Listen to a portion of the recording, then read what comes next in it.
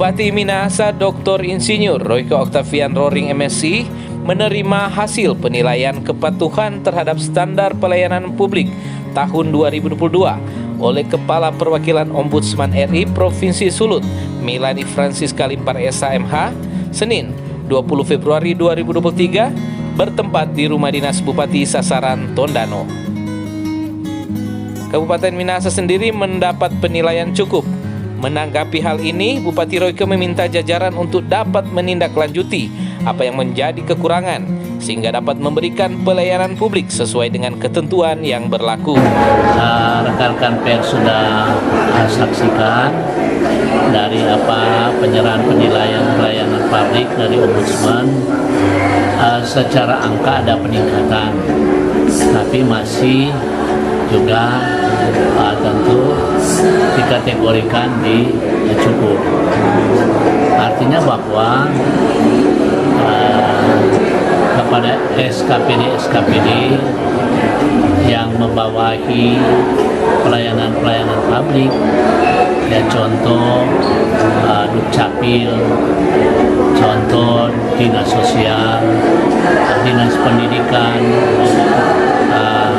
Dinas Kesehatan lewat puskesmas, juga rumah sakit, dan juga sekolah-sekolah, dan tentu pelayanan di pemerintahan, ya, kecamatan maupun desa kelurahan. Nah, dari apa yang dipaparkan tadi, ada beberapa hal yang harus ada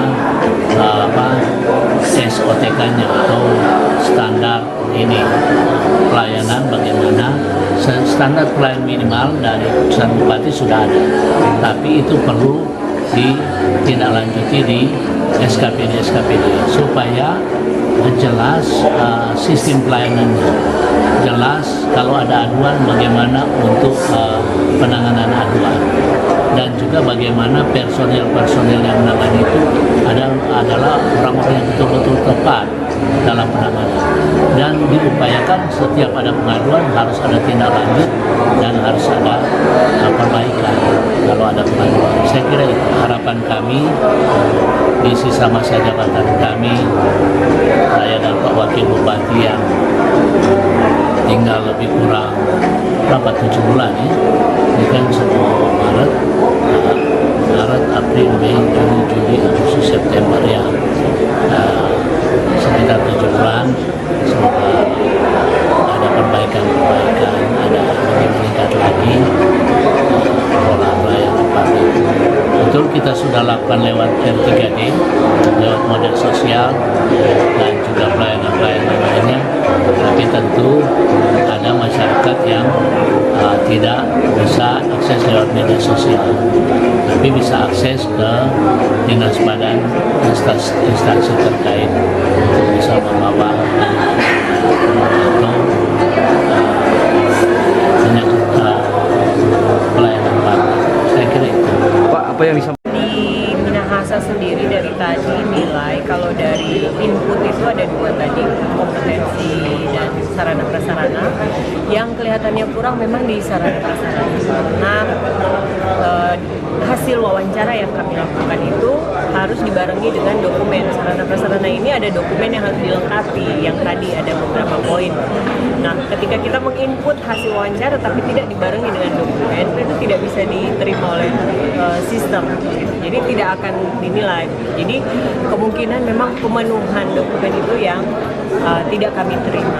Seperti itu, sehingga nilainya agak berbeda dengan hasil. Kalau dari output tadi, hasil responden wawancara ke masyarakat itu lumayan tinggi, gitu. Jadi masyarakat mungkin puas, gitu. Tetapi ya itu tadi, mungkin ada data dokumen mungkin sudah ada, tapi mungkin belum terkomunikasi dengan baik sehingga data itu tidak sampai ke kami. Kalau saya melihat memang untuk Minahasa ini dari tahun penilaian di 2021 yang hanya 1 komponen yang menilai sebatas pemenuhan standar sesuai dengan pasal 21 itu jauh nilainya dengan yang sekarang. Dengan sekarang 4 variabel yang kami nilai dan sudah ada peningkatan nilai itu luar biasa.